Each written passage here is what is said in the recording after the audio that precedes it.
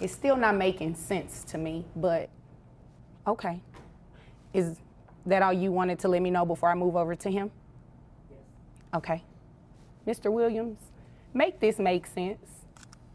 You know, although she makes more money, she has an extravagant lifestyle.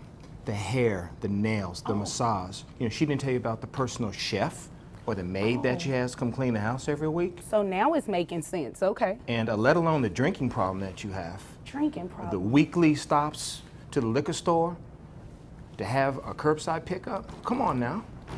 He's telling the truth, isn't he? Well, you know, after being in court That all wasn't my day, question. He's telling the truth, isn't he? I do like to have a cocktail now and then. So the answer is yes. Yes.